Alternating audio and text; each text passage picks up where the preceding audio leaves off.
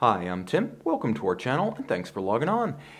If you like these videos, do me a favor and subscribe to our YouTube channel right here at Watchbox Reviews. I would really appreciate it, and I promise to update daily. If you love this watch, see it and purchase it on our website, thewatchbox.com. Today we are discussing what would be my preference between the two most aggressive sports watches manufactured in Le Brassus, Switzerland. Given my choice between this Blancpain 50 Fathoms Bathyscaphe and a Royal Oak Offshore 42, I would not even pass a second glance at the Royal Oak 42 when this 43mm red gold monster is available. Now, this is a timepiece originally unveiled at Baselworld 2013 that does steal a piece thunder, and it does so with a compact and beautiful movement in a simple and sharp case that wears more like a tailored suit than a timepiece. This is a watch 43mm in diameter that's only 13.4mm thick, so quite slim. Not only will it fit under a jacket, but it'll fit underneath quite a few dress shirt cuffs. Lug-to-lug, it's a very manageable size. Unlike the Brobdingnagian Royal Oak Offshore, this is 49.7mm, meaning you could wear this watch on a wrist as small as 14 centimeters in circumference. And the spacing between the lugs is a modern 23mm, so it has a broad and robust stance, nicely planted on the wrist. It has that broad footing we associate with modern watches, with a number of case and dial details that evoke the best of vintage. The strap is a robust piece, a signature of the 50 Fathoms series in the modern era. Sailcloth, very tough. Bolstered, thick, with a folded edge and a monotone stitch. On the underside, rubber, very supple, very soft. It also isolates the strap from the oils, the moisture, the grit of the wrist. So long-wearing durability. I've seen people get almost a decade out of these rubber-lined sailcloth straps from Blancpain. This watch features an upgrade. Double deployant, full red gold twin trigger Blancpain clasp. Now these timepieces generally have pin buckles, so to get a full clasp is impressive. To get a double deployant with twin triggers for absolute security and, thanks to the double fold, superb compatibility with a small wrist, that I love. And it's even an interesting piece to look at, with facets and curves and character lines that give it definition and a distinctive design, distinctively Blancpain, and yet nicely cued to the hard-edged masculinity of these lugs.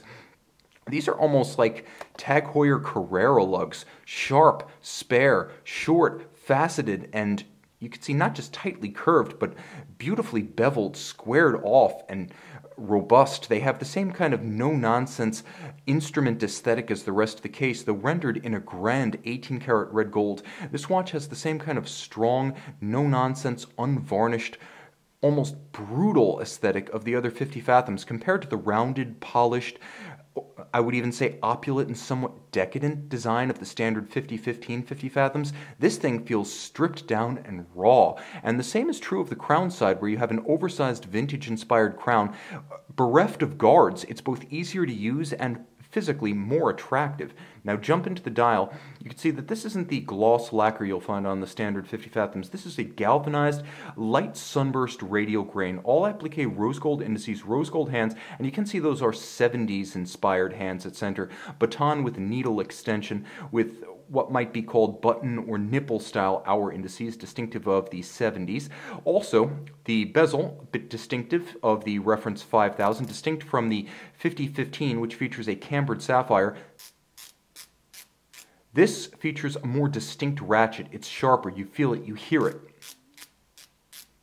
Like everything else about the watch, it's a bit more raw, a bit more severe. And rather than the cambered sapphire of the standard watch, we have a ceramic insert with Ceragold. That is gold that's bonded to the ceramic so the two become one material and never separate.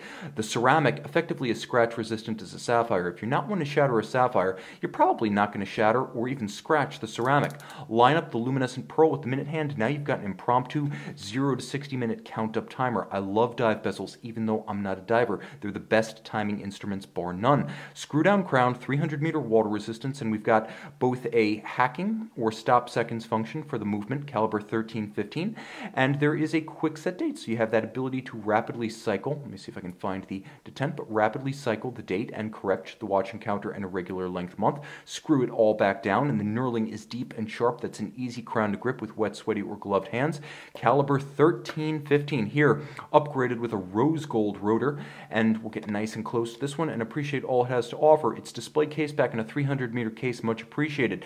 Its anti-magnetic silicone hairspring, even more so. 3 mainspring barrels, automatic winding, 120-hour power reserve, free sprung, adjusted in a chronometer, busting 6 positions. Remember, a chronometer generally adjusted in 5 positions.